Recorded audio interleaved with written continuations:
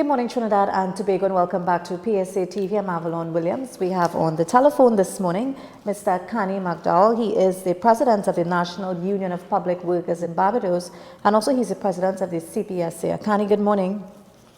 Good morning. How are you? I'm good. How are you doing? I'm pretty good. Good morning to Trinidad as well. How is the weather Everyone in this Trinidad. morning in Barbados? Well, it's quite rainy. We've been having some rain since Saturday, and the northern part of Barbados has been on flood watch. So there were some areas in the northern parts that were flooded, and we are trying to recover from some of the heavy rains that we had on Saturday. But Okay. right now the sun is out, and I suspect that we may have some fair weather for the rest of the day. Very nice.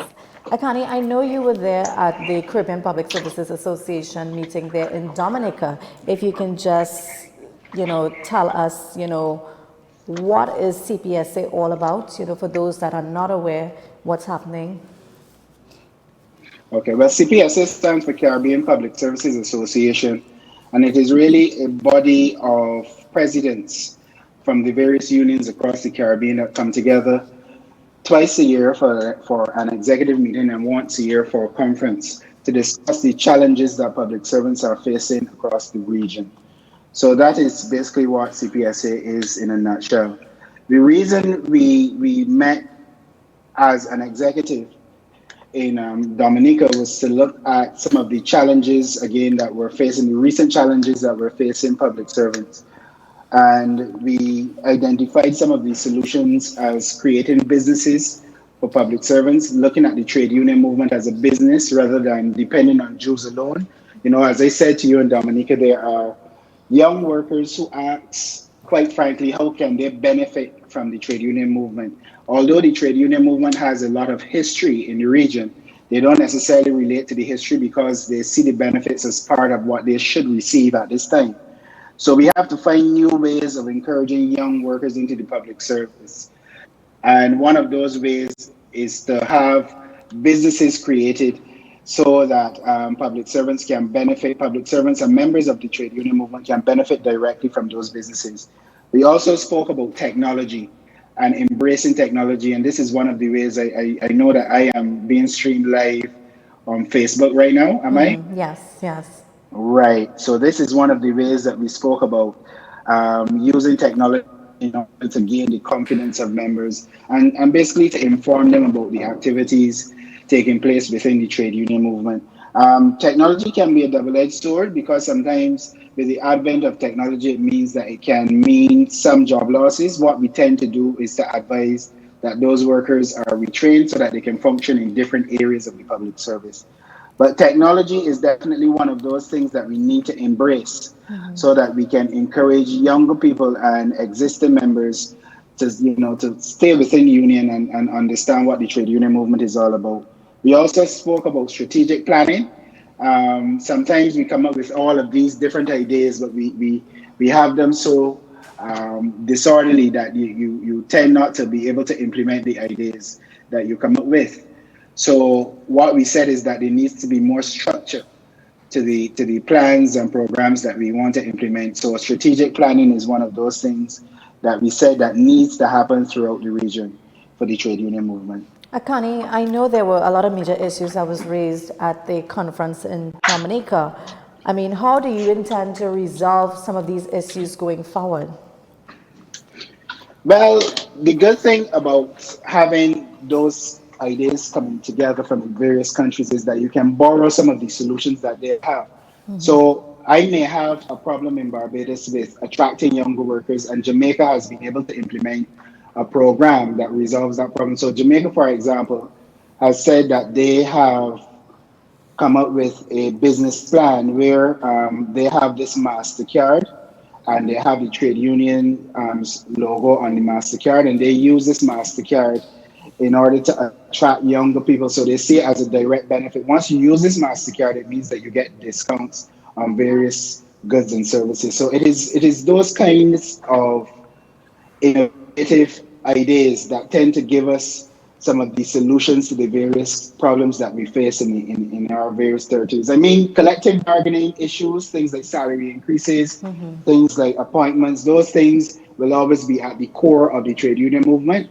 And there are procedures that we normally go through in order to resolve those matters. But I believe that the union has to move beyond collective bargaining and start to discuss the bigger issues, things like globalization, things like green economy and those kind of things. Those things are the modern day things that are affecting the trade union movement. So we definitely have to be part of those discussions. Akanni, when you look at what's happening in the trade union movement right now, would you say that it's dying? Would you say the trade union movement is dying? No, I wouldn't say it is dying at all. There will always be a need for the trade union movement. I mean, if you had to remove the trade unions from the environment, it means that the employers will have the right to do what the ability to do what they feel.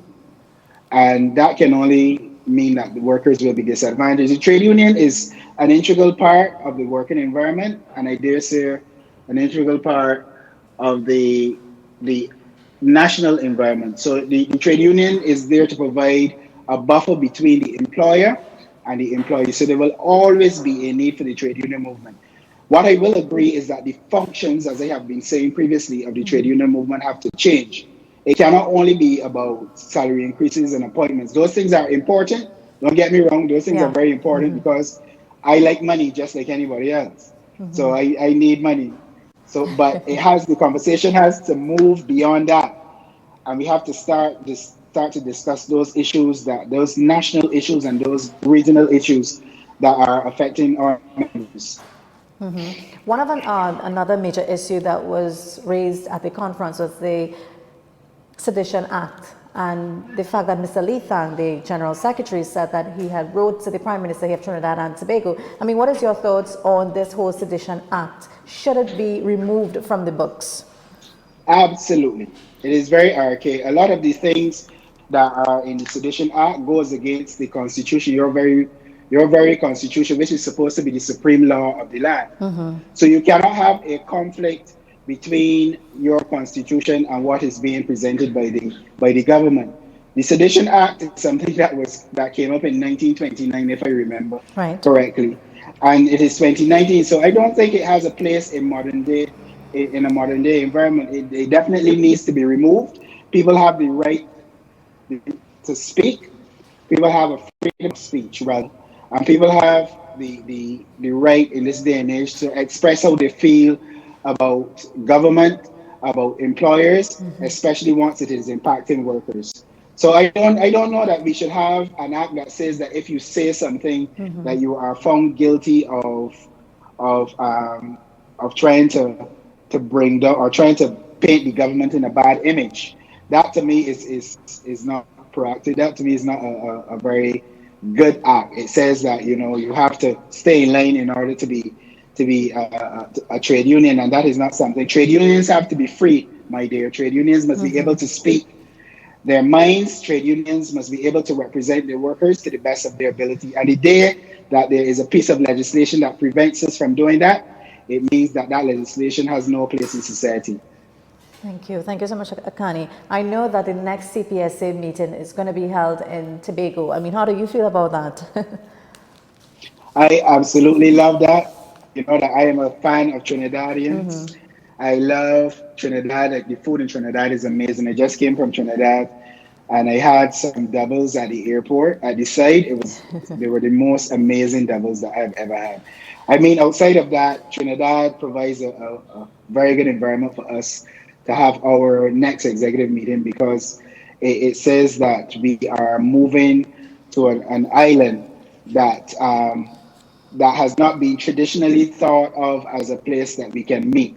We've been to Trinidad, but nobody speaks a lot about Tobago. I know Brother Joke is trying to make the distinction and between Trinidad and Tobago, he's trying to ensure that Tobago has its own independence. And we wish him the very best of luck with his endeavors. But we are definitely appreciative of him and of Tobagonians for giving us the opportunity to have that meeting in Trinidad so that we can conduct our business. Thank you so much for taking this interview with us this morning, Akanni. I'm just going to ask you for your closing comment.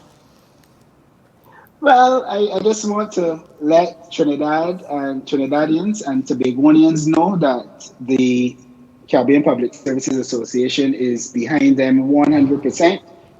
If they bleed, we also bleed. If they feel pain, we also feel pain. So whatever we can do to ensure that the workers of Trinidad and Tobago are given the best possible representation, we will do so. Thank you so much, Akanni. You're welcome. Take care. Bye-bye. See you soon. All right, bye. So that was the president of the National Union of Public Workers there in Barbados, Mr. Akanni McDowall, and he's also the CPSA president. And as you heard it there, he's excited for the next executive meeting, which is going to be taking place in Tobago next year. And the PSA will be hosting that executive meeting. So we're going to take a short break, and coming up next in studio, we have a former councillor, Mr. Martin Gonzalez. He's going to be joining us here in studio this morning. I also want to say thank you for my sponsor this morning, 212 Location and Blanex. Miss Nash, good morning to you. Thank you so much for my lovely outfit this morning. So you're going to take a short break and come right back to the program.